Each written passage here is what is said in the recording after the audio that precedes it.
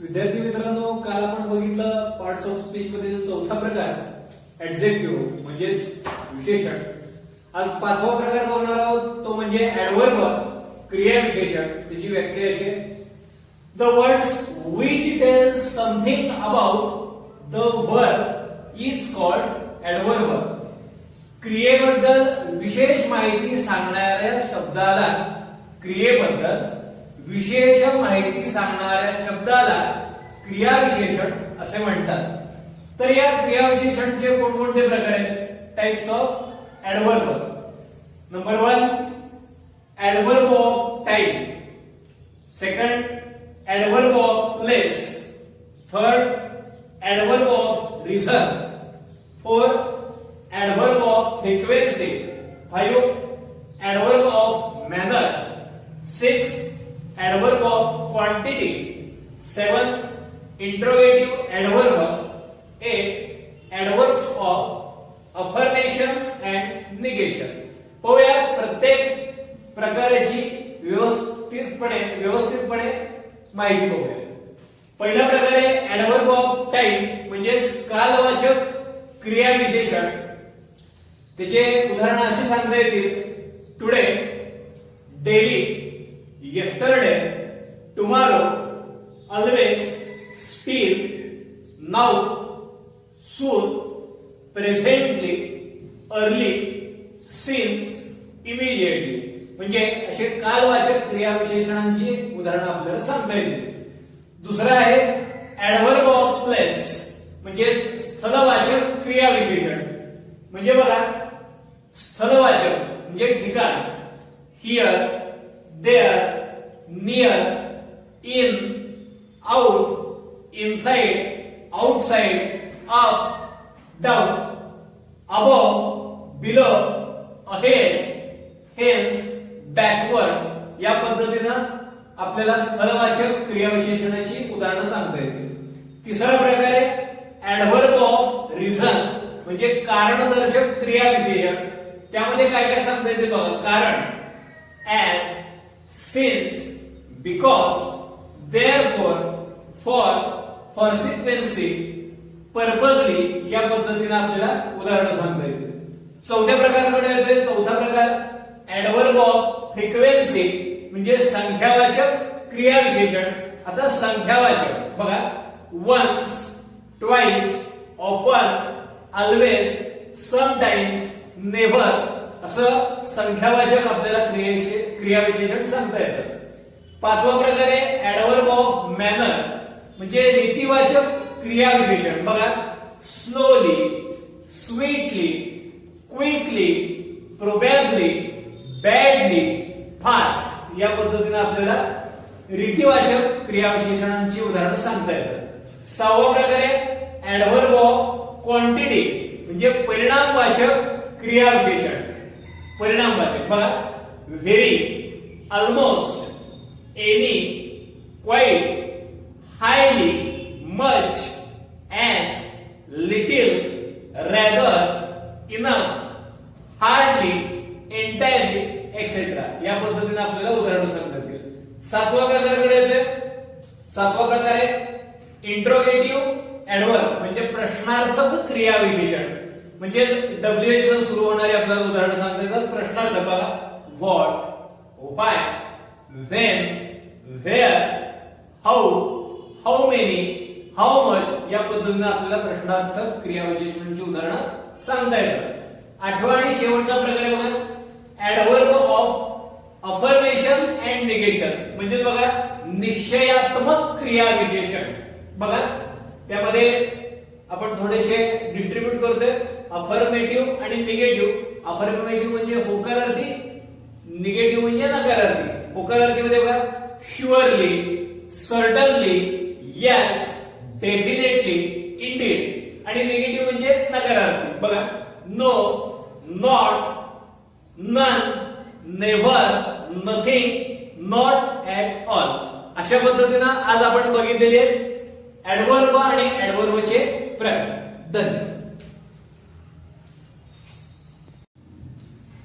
नमस्कार मित्रांनो, parts of speech मधील आपण पाचवा प्रकार अभ्यासला, तो म्हणजे ऍडव्हर्ब क्रियाविशेषण. त्यानंतरचा 6वा प्रकार येतोय तो म्हणजे प्रेपोजिशन. प्रेपोजिशन म्हणजे शब्दयोगी अव्यय. तर या शब्दयोगी अव्ययाची व्याख्या बघा. The word which is used before the noun is called preposition.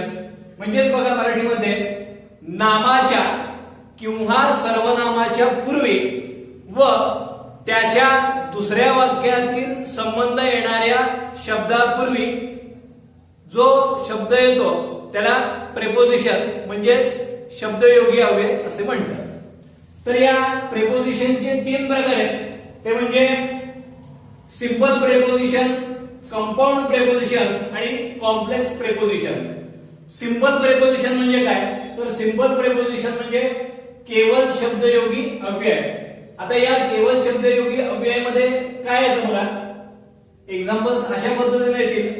At, in, by, for, from, of, on, till, up, with, through et cetera. या पद्धतीची एक्झाम्पल्स सिंपल प्रेपोजिशन मध्ये आपल्याला सांगता येतील.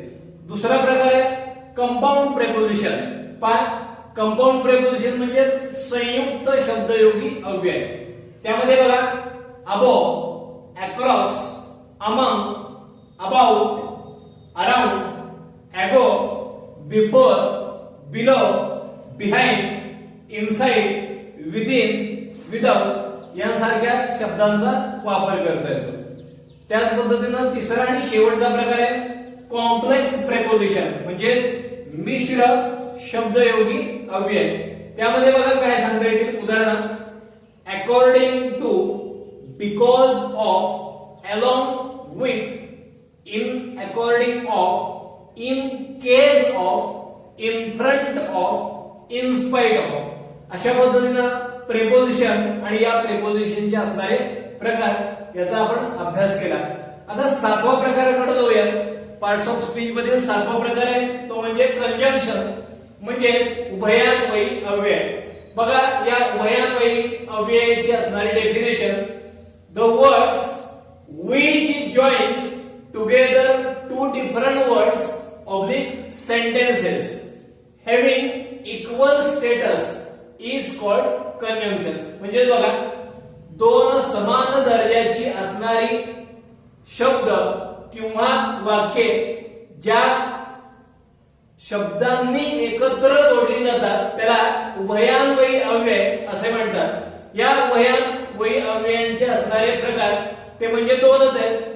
बघा कोऑर्डिनेटिंग कंजंक्शन्स म्हणजे समान दर्जाची असणारी उभयान्वयी अव्यय आणि दुसरे सबऑर्डिनेटिंग कंजंक्शन्स म्हणजे गौण दर्जाची असणारी उभयान्वयी अव्यय.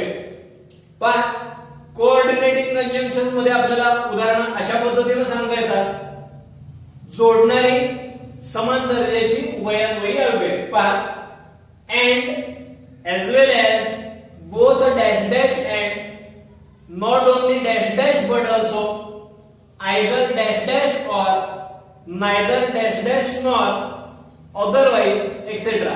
आता या उदाहरणामध्ये आपण वाक्यामध्ये कशा पद्धतीने वापर करू शकतो बघा. he is not only clever but also intelligent. या पद्धतीने आपल्याला कोऑर्डिनेटिंग कंजंक्शनचा वापर करून वाक्य बनवता येतात. दुसरा प्रकार आहे सबऑर्डिनेटिंग कंजंक्शन्स म्हणजेच गौण दर्जाची उभयान्वयी अव्यय. त्यामध्ये कोणकोणती उदाहरणे येऊ शकतील बघा.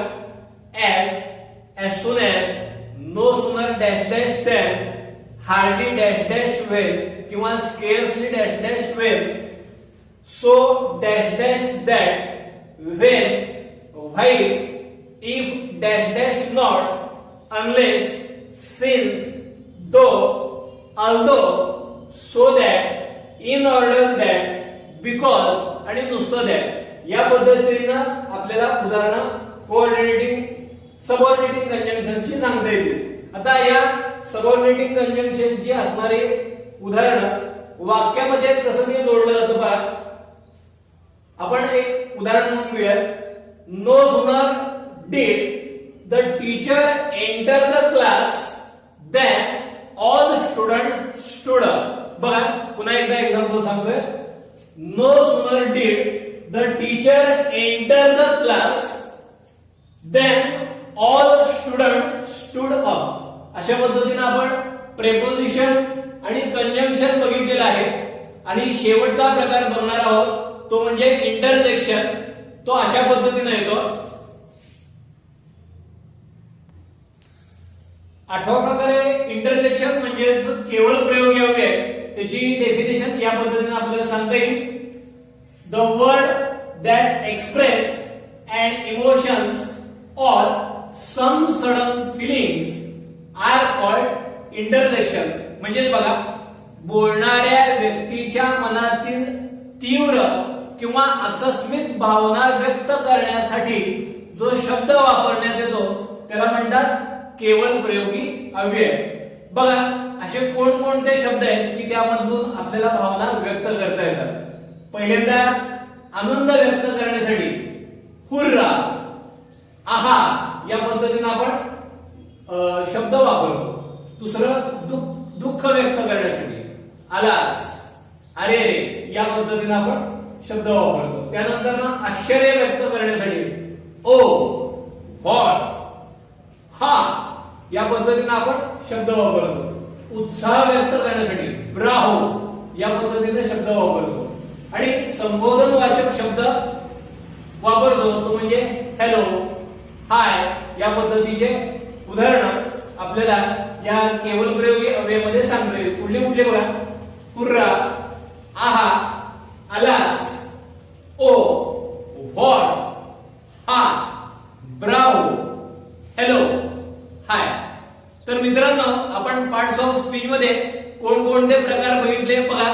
त्या 8 पार्ट्स ऑफ स्पीचचा मी पुन्हा एकदा प्रकारांचा उल्लेख करतो. तो म्हणजे पहिला प्रकार येतो बघा नाउन. नाउन म्हणजेच मराठीमध्ये नाम. दुसरा प्रकार आहे प्रोनाउन. प्रोनाउन म्हणजेच सर्वनाम. तिसरा आहे वर्ब. वर्ब म्हणजेच क्रियापद. त्यानंतर चौथा ऍडजेक्टिव्ह. ऍडजेक्टिव्ह म्हणजे विशेषण.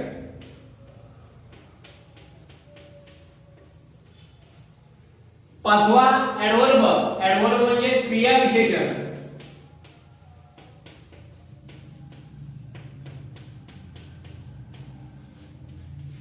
त्यानंतर प्रेपोजिशन. प्रेपोजिशन म्हणजे शब्दयोगी अव्यय.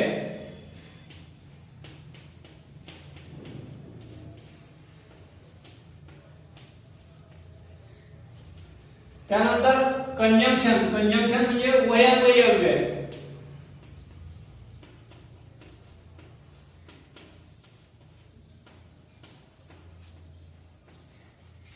आणि शेवटचा प्रकार बघितला तो म्हणजे इंटरजेक्शन. इंटरजेक्शन म्हणजेच केवळ प्रयोगी अव्यय.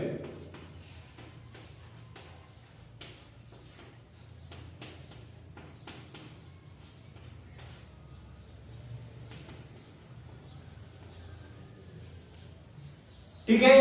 अशा रीतीने आपण ग्रामर मधील दुसरा टॉपिक तो म्हणजे पार्ट्स ऑफ स्पीच आणि त्या पार्ट्स ऑफ स्पीचचे असणारे प्रकार यांचा अभ्यास पाहिला. धन्यवाद.